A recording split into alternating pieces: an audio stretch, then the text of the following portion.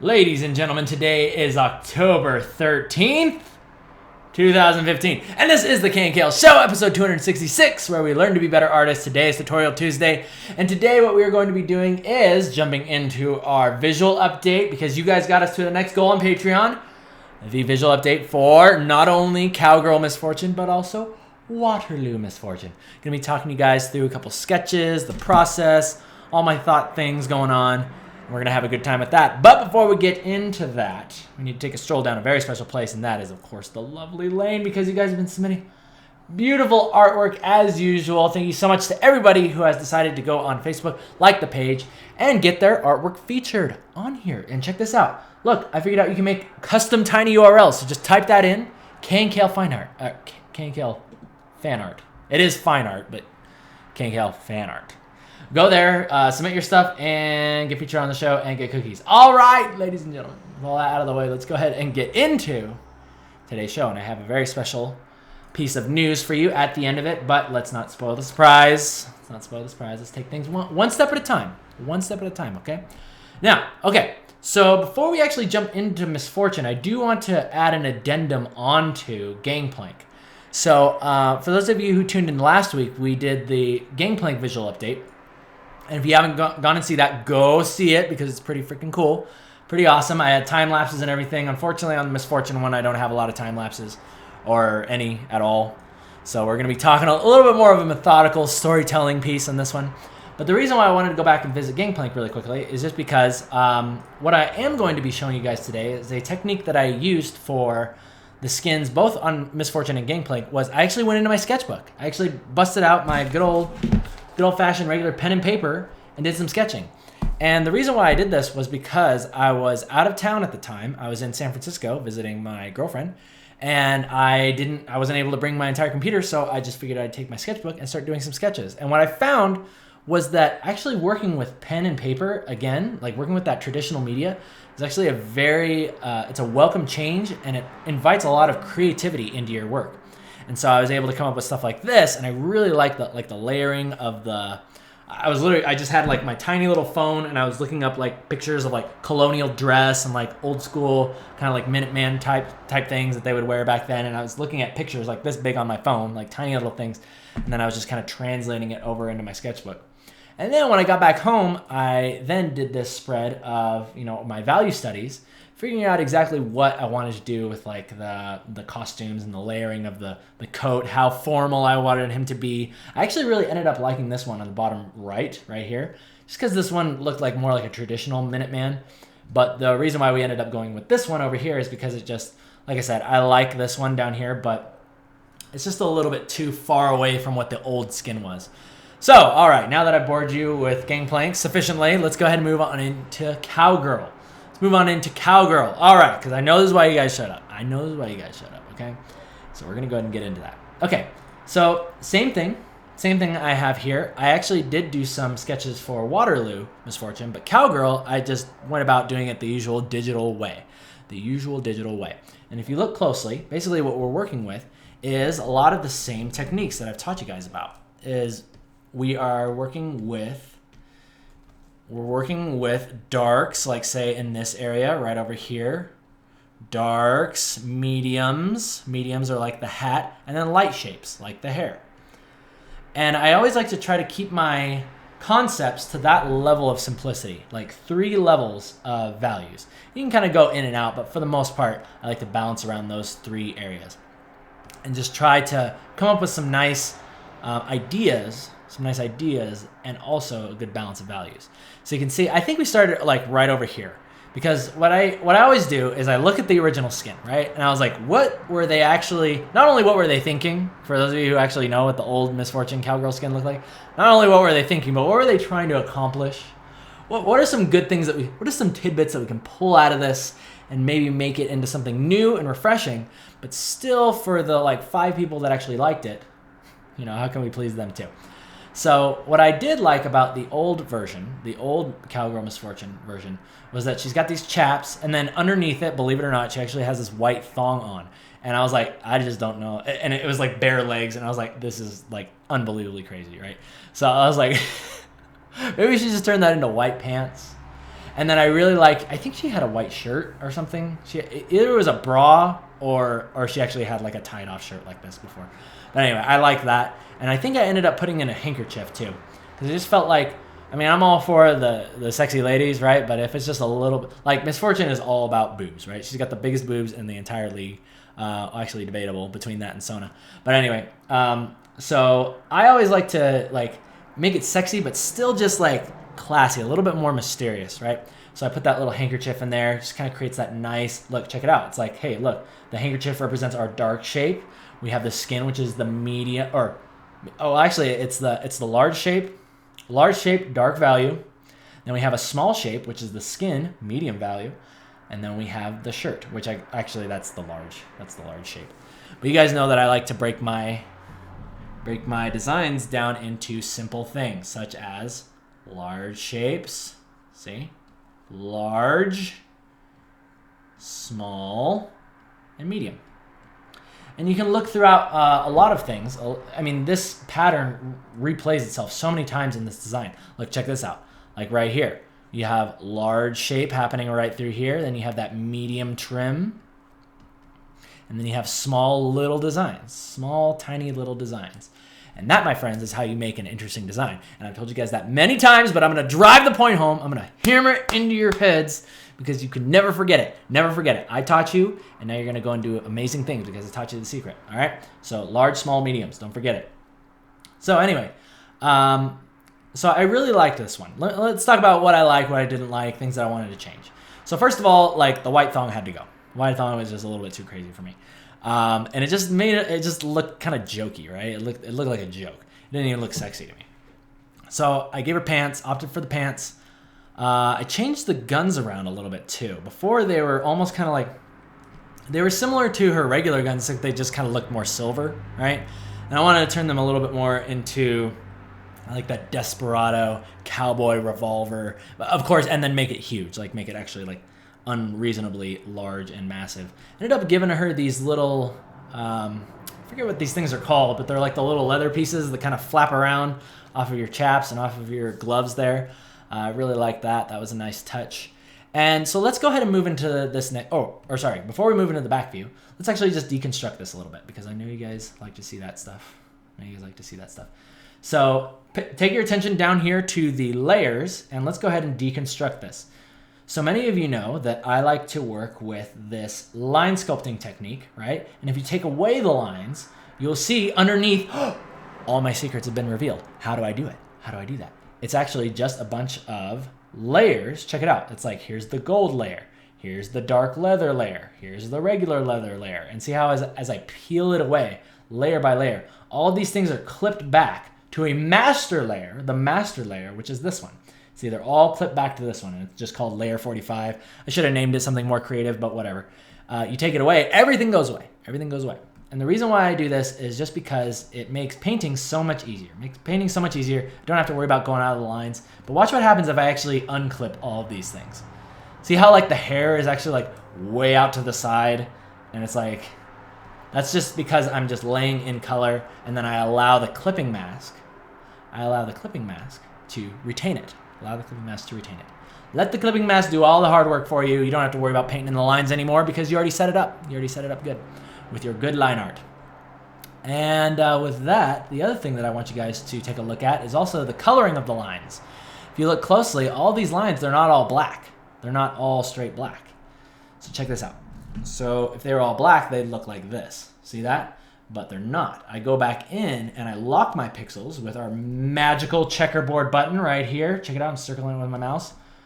Right there, you click that and then you can paint these colors, or you can paint these lines any color that you want. You can paint all your lines red. And what this allows you to do is it begins softening your lines. So that way, let's go and turn on all of our layers here.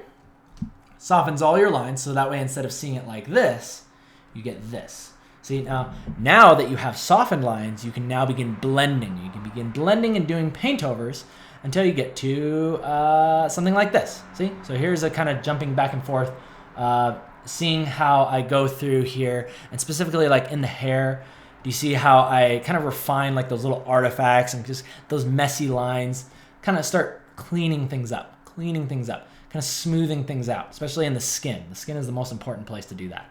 So make sure you make your skin look smooth and sexy. All right, and mostly it's in the edges. It's all where one edge meets another, like say where the leather meets the skin or the metal meets the leather. All those things need to be cleaned up, right? All those things need to get cleaned up. And I'm even adding and changing designs slightly too, because I'm going in there and I'm asking, okay, how exactly would this leather piece work? This piece is like going into this metal thing, but like, does that work? Would it, like, where's it going, right? So I ended up just kind of like layering it so it goes up and underneath the actual belt. And it just seemed like it made more sense. All right, ladies and gentlemen, now let's move on to the back. Let's move on to the back, because I know you guys wanted, this is why y'all showed up. You wanted to see Misfortune's butt. I know. And it is a good looking butt. I should know. All right, so let's go ahead and get into this. So another couple things that I really like to do is just for the 3D modelers, because this is all well and good to give them a 3/4 perspective, but there's still a couple problems that are not solved. Like what exactly is the design on this hat? Because you can kind of see it there, but it's like, what exactly is it? What does it look like? How does the hat bend? So I like to draw in, a perfectly to the side, a perfect perspective or a profile of the gun and the hat straight on, as well as our back view. Remove all that Misfortune hair, because our modelers got to know, okay, well, what does this jacket look like from the back? How am I going to even do that, right? How does it work? Well, how do her jeans look from the back, right? Does it have pockets? Is it, is she wearing some kind of Spanx, or are we going back to the original, white thong? Why not, right? It's a trick, right? It looks like this from the front, but then it's actually bottomless in the back again. No, we're not doing that. Moving on, right? Moving on. All right. So that is what I did for Cowgirl Misfortune. So let's go ahead and move on into Waterloo, because this one's going to be a lot more interesting. Because we actually have more sketches from the sketchbook. And this one was another one, again, looking at tiny little pictures on my phone, because this is before I got a tablet. What's interesting about a tablet is that you never will think that you need it, but once you actually get one, you feel like you can't live without it. You're like watching YouTube videos, you're checking out like pictures for reference. It's just like unbelievable.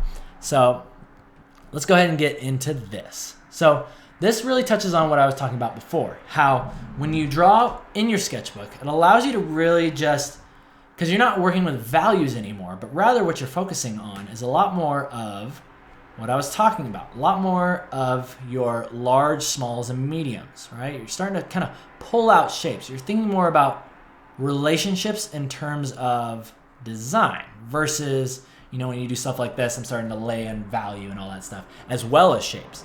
So this is kind of a nice way to focus on one thing at a time. And I think that's what I really liked about it, because I'll just kind of like throw in lines, just really kind of just whimsically, very, no, it's not whimsical is not the word. Very just kind of loose, not really worrying about stuff. It's kind of relaxing, looking for relationships. And more so laying in the lines first and then asking myself, okay, I like, say like this shape here. Could that be a collar? Could it be, say, the hair?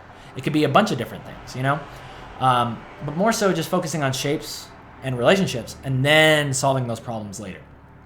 So that's what I was doing here, figuring out different things I could do in the shoulders, different things I could do with like the cravat or the tie, like here, like the coat's like coming down and there's like a bow up here, and just layering different kinds of cloth and different kinds of designs. All right, and eventually I did this one right up here, this one, and I really, really liked this one just because it had this really like huge like bulbous cravat, and then this really ornate, just fabric just flowing out of the chest area, right? Because even if she's going to be covered up here, right? I can't remember if the other one was covered up. Again, I totally made her more modest on these ones, but I still wanted to retain how awesome and sexy she was. So, yeah, if we're going to cover it with cloth, it's going to be very bulbous, very large cloth in that area. Still keep that same volume there. So anyway, that's what I was doing here. So I came up with this design, and I really liked the way that the collar like laid across the arms, and just these little designs, really good mixes of that large, small, medium, right? See that, like, just take a look at this. Do you see now that I've lined it out or outlined it with red, hopefully you guys can see a lot more of those relationships of those large, smalls, and mediums happening right before your very eyes. It will help educate you, maybe inspire you with some of your work. So I did that one, took it over, and there was also this one here. This is the one that was going to be the bare chest. I think this is originally how she looked, right? She was just bare chest, no collar, no cravat or anything. I just put in a collar, but I was like, nah, I kind of did that same thing with Waterloo, or with the friggin' Cowgirl. Let's do something different. All right. Oh, and I totally just drew over my own thing. Okay, that's great. So I did this one as well as brought that one over to here. And now I'm really starting to ask myself, okay, what exactly is this going to be? How is this going to be created, right? How is this? Should there be a collar here? Maybe I need to play a couple more things down. Maybe we could have like a little lace design in here, you know, maybe a little lace going through there. I don't know if that made it to the final one. No, I actually ended up taking that out because I felt like it might have just been a little too noisy, a little bit noisy for in-game. But anyway, these are the three major ones that I kept going between. And then from there, I picked out my favorite things, a few of my favorite things, and then we brought it over to this one here. Now I'm really starting to refine my line work, right? But it didn't start like this. It probably started more like, let's see, do I have the old ones in here? Oh yeah, I got tons of old ones in here. Okay, so it actually started like this. She's actually bald in the beginning because I think I had like a mannequin. Yeah, way back here you'll see. Oh yeah, this is the Misfortune mannequin right here, and this can be very handy for those of you who want to study the body. It's actually really interesting because as I drew her, like I tried to keep it the same proportions as what was actually in the game, and I was like, dang, her legs are like super long. I cannot believe how long her legs are. But it's interesting because like once you start putting on the clothing, they look less and less weird. You know, say you get to like this point, even this point, they still look a little bit long. But eventually you get to say something more like this. And now it starts to look a little bit more acceptable. Really interesting how clothing can do that. So anyway, that's how I refined. I just build off of that mannequin, built off of that naked body, add the clothing on, right? Because you want to make sure that your clothing is not somehow intersecting with, your character is not a ghost, right? Their clothing must lay on top of their body. And for that to look right, you got to know the volume of it. Plus it's just fun to draw, you know, naked Misfortune. But that's another story for never. Let's go ahead and move on into Waterloo number 3. So let's talk about, this one showcases my layering style a lot better. Okay, so you got the same things over here. These are all of my concepts. But let's talk about the overpainting stage, because that was one thing that we didn't do with Cowgirl. Let's talk specifically about overlaying. And let's see here. Oh, this is actually not the final one, is it? Is there one here? Okay, well, whatever. This one shows the overpainting. Eventually, like, you can still see, like, her boobs are, like, coming up over top of the handkerchief or the cravat there. Eventually, I think we just completely nixed that. But this one's good because it actually shows the overpaint. Okay, so let's go ahead and let's take out everything but the overpaint. Because I want you guys to see exactly what is on that layer. Like, the actual amount of work that I do in the overpaint layer, as you can see, is not that much. It's not that much. And this reinforces what I always tell you guys, that if you set up your lines, and your masks like this, and then you color your lines, it makes it so much easier. See, because, oh yeah, here, look, I actually got the color on its own layer as well. See, so putting the color to your lines automatically begins to soften so much of that hard kind of nasty black line. Like, it looks like it was drawn with charcoal, and then you're mixing in like pastels with it, and you know how it like it just smears all together and it looks really weird. Coloring your lines allows you to begin, it sets you up so that way you can then go in with your overpaint, because that's that layer. Look, check it out. Look at what it actually does. Very, very small adjustments, very small changes, and yet it adds so much final polish. It adds so much polish to the final drawing. So just take a look at that one more time. Right there, there's the overpaint, everything underneath. Boom, there you go. No overpaint, overpaint on. And for those of you who want to take a closer look at this, don't worry, it's going to be on the Patreon at the end of the show. So, alrighty then. So we're going to call Waterloo good with that. Now, the last thing we're going to do, this is my surprise for you, or one of the surprises, was last time I showed you guys the animated particles for Gangplank. And I was working on Misfortune first. Or was I? No, okay. I worked on Misfortune, jumped over to Gangplank, and then they wanted me back on Misfortune for the particles.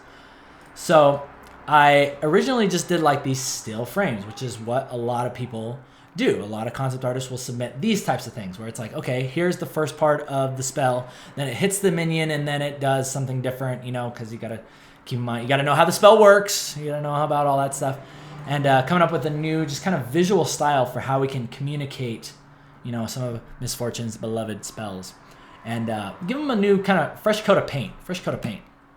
Have them still feel the same, but just a lot like a higher fidelity, more interesting looking.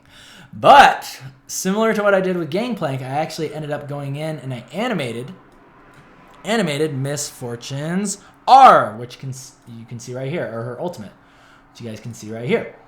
So this one was also done in the same sort of technique, and a lot of you guys, since I showed you guys how to animate in Photoshop, a lot of you guys are asking me to demonstrate that, and I will make an episode on doing that. Maybe that might be what we do in a couple weeks. It will be a little bit more of an in-depth episode, but I do want to teach you guys how to do this. But this is my surprise. Hey, look at that! It's animated Misfortune ult. How about that?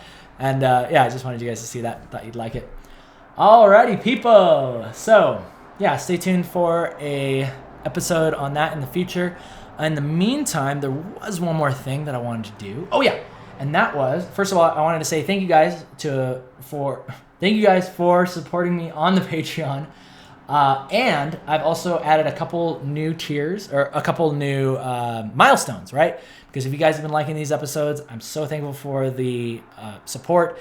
The next goals are Guardian of the Sands episode. I'll go into detail on Rammus and Skarner, creating those skins. And then after that, we have Winter Wonder Lulu, which is an older skin.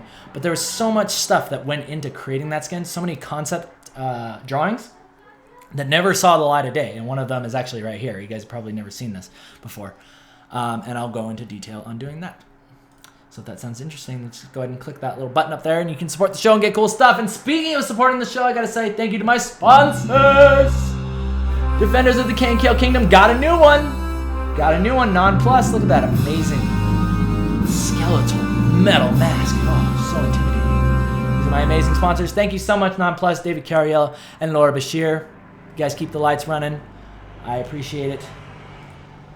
And with that, ladies and gentlemen, we're going to call today's show good. People on YouTube, thumbs up if you like it, thumbs down if you don't. My name is Keenan Lafferty. I'll see you guys next week. Because remember, we're taking a little break. From Thursdays. Because I want to make sure that the quality is good on these things. Good shows for you guys. And I want to start focusing my energies on a couple other things, which you guys are also going to be benefiting from in the near future. All right, guys. So, yeah, thank you once again. I'll see you guys next week. And until then, take care.